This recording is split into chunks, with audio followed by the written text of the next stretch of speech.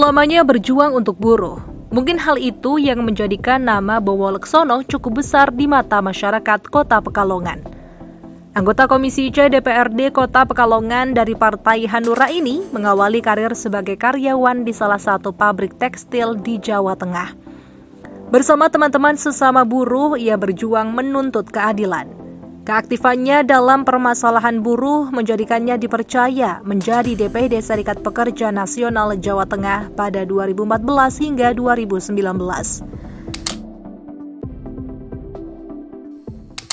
Baik Pak Bowo, selamat siang. Terima kasih sudah hadir. Kami yang hadir sebetulnya di kantor Bapak. Terima kasih sudah disambut. Pertanyaan pertama, Bapak boleh diceritakan sebelum menjadi anggota DPR, background Bapak itu apa? Ya, terima kasih. Mbak siapa? Mbak Farah. Mbak Farah, terima kasih luar biasa rawuhnya di kantor DPRD Kota Pekalongan. Mbak Farah, bahwa saya dulu sebelum menjadi anggota DPRD, saya menjadi rakyat. Artinya rakyat yang memang akhirnya menjadi wakil rakyat. Background saya adalah buruh pabrik. Dari awal saya selesai kuliah di Universitas Diponegoro, saya langsung masuk di pabrik keris dan liris di Solo. Antar waktu kita terus berputar sampai Cikampek dan akhirnya saya di PT Kismatek Kota Pekalongan. Disitulah saya mulai aktif di buruh. Di Kismatek saya menjadi ketua Serikat Pekerja seluruh Indonesia. Dulu namanya SPSI. Saya ketua SPSI. Nah, dari background buruh itulah kami akhirnya memberanikan diri menyalonkan menjadi anggota DPRD karena dorongan teman-teman. Kita berjuang, kita demo, kita memperjuangkan hak kita tentang upah, kenaikan upah, tentang kesejahteraan dan sebagainya. Hak-hak kita yang ada di perusahaan, hak lembur dan sebagainya sering diabaikan oleh teman-teman pengusaha. Kita sering demo ke DPRD, kita sering demo ke wali kota. Akhirnya kalau kita hanya bermain di luar parlemen, ternyata tidak efektif pada teman-teman. Akhirnya kita mendorong salah satu dari kita untuk menjadi anggota DPRD di parlemen sehingga mereka bisa mewakili teman-teman buruh untuk menyuarakan apa yang diinginkan oleh mereka. Itu seperti itu. Okay. Kalau boleh ditarik ke belakang lagi, boleh diceritakan pengalaman paling tidak terlupakan sampai sekarang itu mengenai demo apa itu Pak, waktu Bapak masih bersama teman-teman buruh waktu itu? Iya, yang paling awal kalau misalnya PHK ya satu pihak di perusahaan itu kita pakai dengan mediasi bisa kita selesaikan. Nah, kita yang paling berat perjuangan itu setiap tahunnya tentang upah minimum kota, UMK. UMK itu sangat berat perjuangan kita. Teman-teman buruh yang sudah mengenyam hasil UMK tidak tahu perjuangan kita yang luar biasa. Kita itu kan ada dulu namanya survei pasar. Kita survei pasar dengan pengusaha, dengan pemerintah. Setelah itu kita padukan. Itu sudah gelut sendiri. Kami punya harga, Apindo punya harga, pemerintah punya harga. Untuk menyatukan itu aja sudah sulit. Nah, tetapi akhirnya kita voting, kita sering kalah karena pekerja itu adalah sepertiga dari jumlah keseluruhan Dewan Pengupahan. Pada waktu kita kalah, teman-teman tidak terima, itulah mereka people power yang kita gunakan. Kita unjuk rasa ke wali kota, kita mohon kepada wali kota. Kita sampai pernah bermalam di kantor wali kota, kita pernah bermalam di kantor DPRD untuk memperjuangkan upah minimum kota, untuk menaikkan upah minimum kota menjadi ya paling enggak sesuai dengan harapan teman-teman, sesuai dengan kehidupan layak teman-teman. Itu Mbak, yang mungkin yang paling berat adalah perjuangan UMK.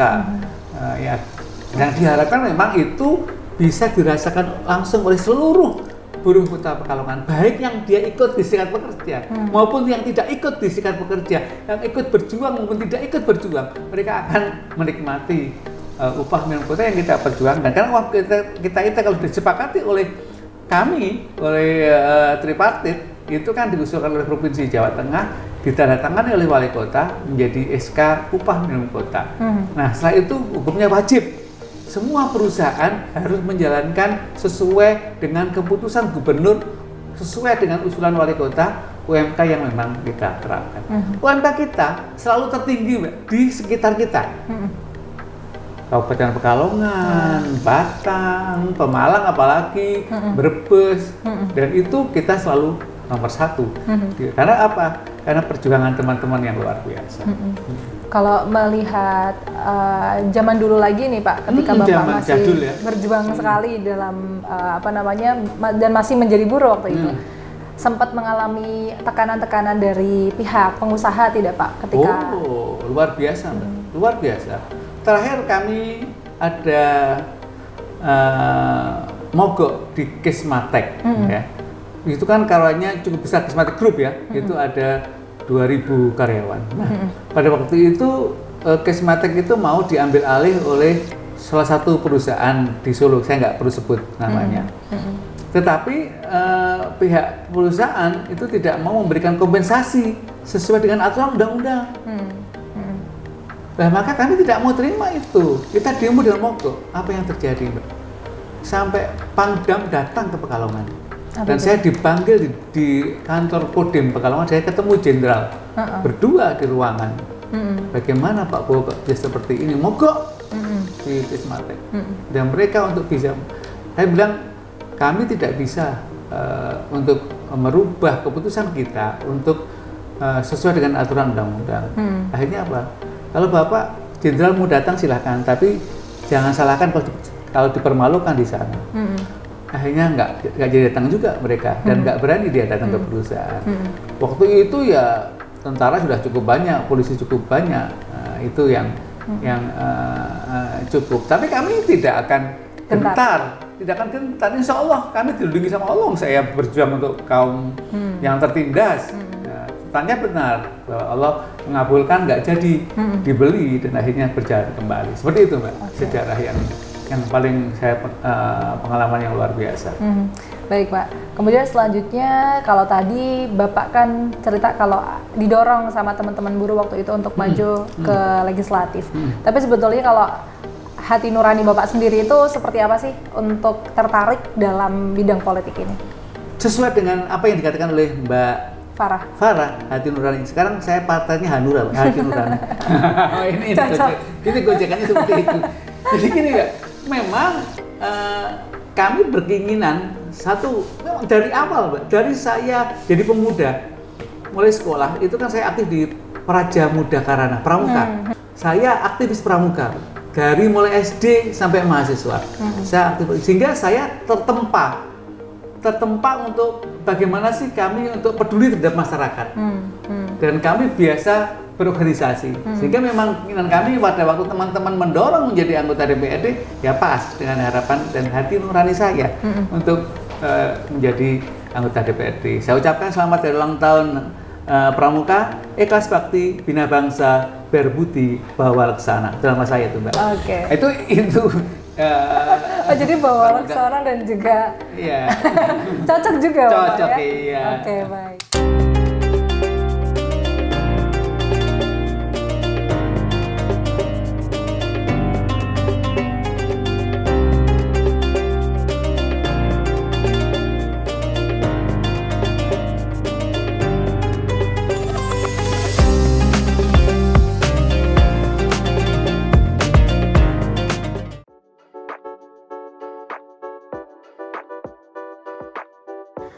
Pria yang pernah menjabat sebagai Ketua DPRD Kota Pekalongan ini mengaku dirinya sangat dekat dengan permasalahan buruh, sehingga komitmen itu yang terus ia bawa hingga sekarang sebagai anggota DPRD. 3 periode sudah beliau menjabat sebagai anggota DPRD. Lalu seperti apa sosok Bowo Leksono di mata para staf?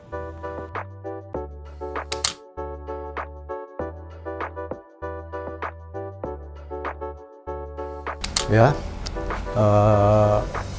Pak Bowo itu orangnya humoris, tegas, terus di DPRD beliau pada waktu dulu sebagai ketua DPRD memperjuangkan masyarakatnya, gitu Mbak. Orangnya gembira, hebel, dan humoris, tidak sombong, ya. Tapi kemudian kan kalau jadi driver udah nganterin kemana aja nih kalau sama Pak Bowo? oh ya, keluar kota Mbak seringnya Mbak. Jakarta, stasiun Surabaya. Seringnya kalau ketika perjalanan juga sering ngobrolin tentang kebijakan gitu nggak? Enggak pernah.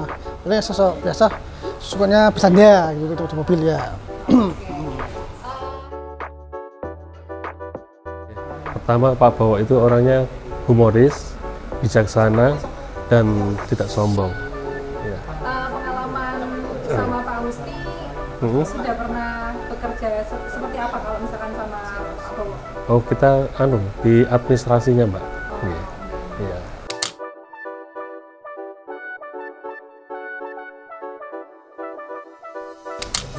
Kalau pengalaman yang berkesan ya kita zaman dulu kan ya ngikuti Pak Bowo ya.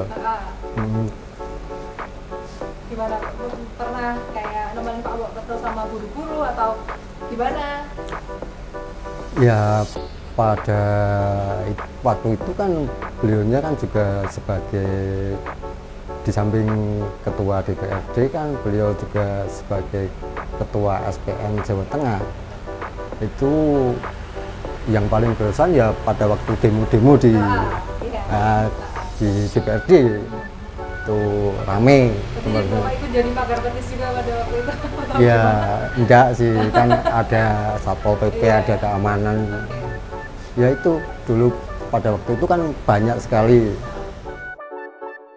Kalau dengan Bapak sih enjoy aja sih, Mbak. Nggak ada masalah ya.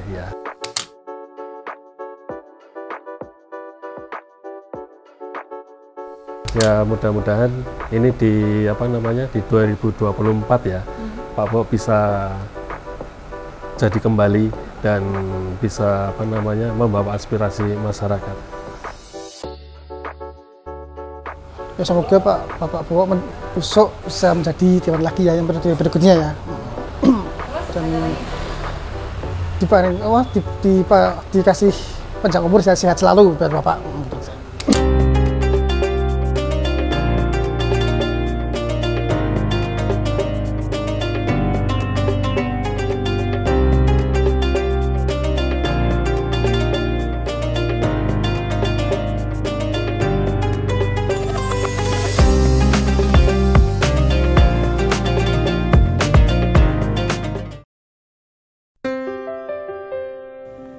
Berbagai permasalahan mengenai buruh di Kota Pekalongan telah banyak ia tangani.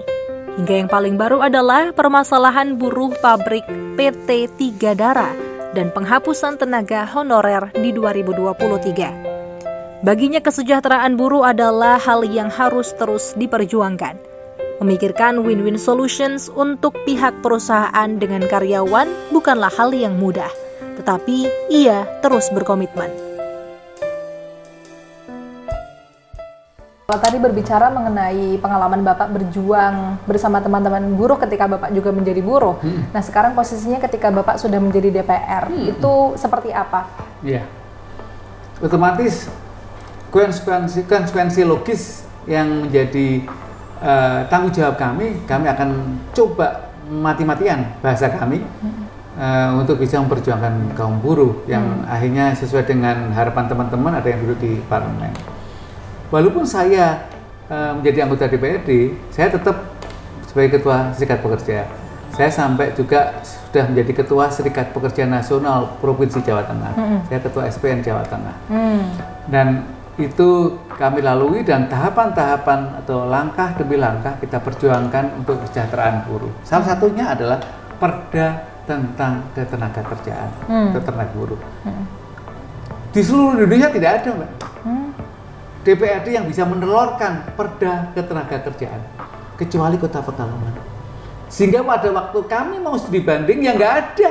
Mana sih kita cari Perda buruh itu seperti apa? Nggak ada.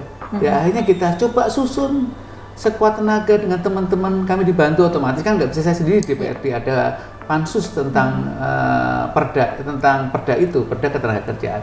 Kita susunlah bersama-sama dengan teman-teman DPRD, dengan OPD yang terkait, dengan tokoh-tokoh masyarakat yang peduli buruh, dengan pengusaha, bagaimana kita membuat peraturan daerah secara lokal untuk Kota Pekalongan tentang pemberdayaan, kesejahteraan, kewajiban dan sebagainya tentang buruh yang ada di Kota Pekalongan kita bentuk, kita legislasikan dalam bentuk peraturan daerah ketenagakerjaan. Itu dan itu akhirnya menjadi percontohan di daerah-daerah lain tentang pembuatan perda buruh. Dan ini Provinsi Jawa Tengah, karena saya ketua SPN Jawa Tengah, kami usulkan juga kepada gubernur. Dan ini baru proses di Jawa Tengah untuk pembuatan perda ketenagakerjaan. Ya, akhirnya mereka nanti studi bandingnya di Kota Pekalongan. Luar biasa. Bagaimana perda ini bisa diakomodir dan diterapkan di tataran kota ataupun di provinsi. Itu yang pertama perjuangan kami. Dan kedua, karena kami feeling kami dan insting kami itu karena buruh ya Mbak, selalu tumbuh di lingkungan teman-teman. Terutama adalah teman-teman tenaga kegiatan di Kota Pekalongan. Tenaga kegiatan Kota Pekalongan sampai sekarang itu belum UMK, Mbak. Sampai sekarang. Apa yang terjadi? Dan saya sendirian berjuang untuk itu. Bagaimana saya menaikkan tiap tahun teman-teman tenaga kegiatan yang ada di Kota Pekalongan, mereka tidak tahu. Pada waktu saya sudah usulkan di Badan Anggaran, kita naikkan tenaga kegiatan 100.000 per bulan. Hilang Mbak di paripurna. Saya interupsi. Baik waktu itu ketuanya di zamannya Bu Belgis maupun ketuanya di Mas Asmi. Ada Pak Wali Kota juga. Terakhir yang kemarin 2023 per APBD kita bahas tahun 2002, kami interupsi waktu itu karena hilang. Loh kok hilang? Usulan saya interupsi. Sampai si Mas Asmi bilang, Pak Bowo nggak usah interupsi, ngomong saja sama Pak Wali. Nah, artinya kan ya karena itu bagian dari politik kan. Akhirnya Pak Wali setuju, naiklah 100.000 tenaga kegiatan. Itu memang naluri ya Mbak ya, naluri. Di sekitar kita saya tidak bisa melihat ketimpangan-ketimpangan terjadi di sekitar kita. Bayangkan tenaga kegiatan dengan gaji di bawah 2 juta. Bisa hidup apa mereka? Kan nggak mungkin. Sehingga kami berusaha untuk bagaimana menaikkan upah minimum kota, upah mereka untuk bisa setara dengan upah minimum kota yang ada di Kota Pekalongan. Bagian-bagian OPD sudah mulai ada itu, sudah di atas 2 juta. Berapa Barik TV? Kebetulan saya freelance Pak, jadi freelance, ya. belum setara juga. Mudah-mudahan sudah 2 juta lebih. Iya, sepertinya sih sudah. Iya, sudah ya, karena memang itu pelan-pelan kita perjuangan untuk bisa sejahtera di Kota Pekalongan. Oke, ya baik. Kemudian kalau melihat perkembangannya buruh yang ada di Kota Pekalongan dibandingkan dulu dengan yang sekarang ini seperti apa menurut Bapak? Ya, prihatin Mbak. Sekarang apalagi pasca COVID ya, pada waktu mulai COVID sampai sekarang itu perusahaan belum bisa berdiri dengan tegak. Mereka masih sempoyongan untuk bisa menjalankan usahanya mereka. Malah justru masing-masing perusahaan sudah mulai tutup. Dari mulai Logitech, itu anak perusahaan dari Lokatek yang ada di Rajawali, itu sudah tutup. Disusul 3 daerah. Sebelumnya Kesmatek sudah tutup, pabrik saya itu yang dulu kan sudah tutup. Disusul dengan Kesmatek, dengan 3 daerah. Kemarin kami selesaikan 3 daerah itu sampai mendirikan tenda di perusahaannya, tenda keprihatinan dan sebagainya, sempat ngadap wali kota, ngadap ketua pimpinan kami dengan DPRD untuk kita perundingkan. Saya ketemu juga pengusahanya. Akhirnya karena memang jadi lucu waktu itu 3 daerah tidak jalan mungkin selama 3 tahun, selama sebelum pandemi COVID sampai selesai COVID itu belum bisa eksis mereka. Akhirnya mereka dirumahkan, tapi nggak jelas mereka. Nah, mereka minta kejelasan. Kalau mau jalan ya jalan, kalau memang mau tutup ya tutup. Kami minta di PHK kalau tutup. Akhirnya ditutup. Di PHK sesuai dengan aturan undang-undang. Tetapi bertahap selama 3 bulan kalau nggak salah untuk kita selesaikan pesangonnya. Gitu Mbak. Jadi kondisi sekarang memang menyedihkan Mbak. Menyedihkan untuk kondisi kondisi usaha. Kalau buruh sih gajinya sudah UMK cukup besar ya, dengan 2.200.000, 2.300.000 sekarang.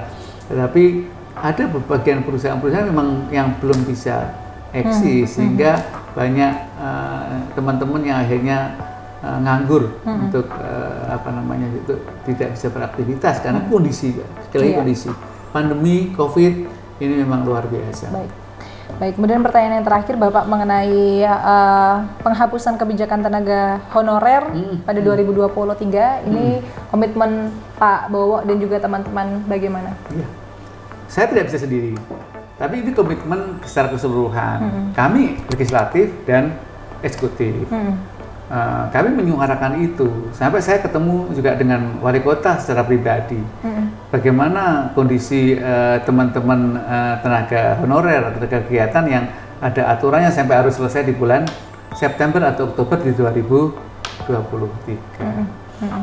Kami akhirnya tetap bersepakat, maka di dalam KUA-PPAS penyusunan anggaran APBD 2024 tahun depan itu tetap masuk, penganggaran untuk tenaga kegiatan.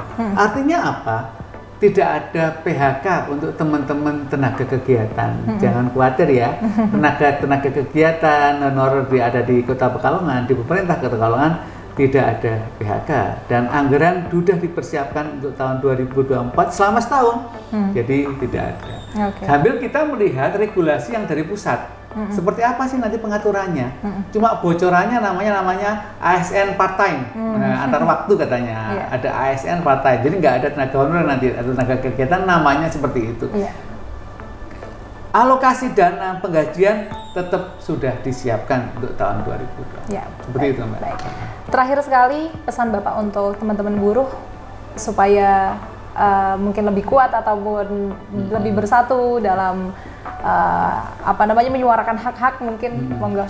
Ya, mari kita teman-teman buruh, terutama teman-teman penggiat buruh ya, yang peduli buruh, jangan putus asa. Insya Allah kalau kita memperjuangkan orang-orang yang memang terdolimi bahasa kami, orang-orang yang memang di bawah garis kemiskinan, Allah tidak tidur, pasti akan mendapatkan hadiah, baik nanti di dunia maupun di akhirat.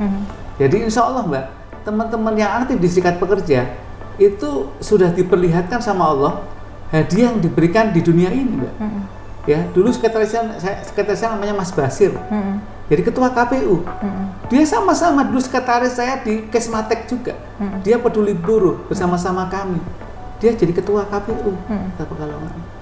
Sekretaris saya lagi diganti namanya Mas Budi. Sekarang dari hakim ad hoc di Jawa Timur. Artinya bahwa teman-teman yang memperjuangkan teman-teman kita yang memang perlu diperjuangkan, insya Allah Allah tidak tidur. Nah, bagi teman-teman buruh tetap jangan putus asa. Terus kita berjuang bagaimana teman-teman bekerja dengan baik, dengan jujur, dengan tunjukkan kepedulian terhadap kondisi di lingkungan. Insya Allah termasuk teman-teman tenaga kegiatan jangan putus asa. Di samping tetap kerja sebagai tenaga kegiatan, coba cari kegiatan yang lain yang bisa mendatangkan income. Sekarang modelnya kan model apa itu Mbak ya? Kalau pemasaran online itu kan masih bisa disambi dan lain sebagainya. Semangat terus, insya Allah Allah tidak tidur. Kalau teman-teman dilahirkan di dunia ini dan ditempatkan Allah di dunia ini, Allah juga sudah menyiapkan rezeki masing-masing.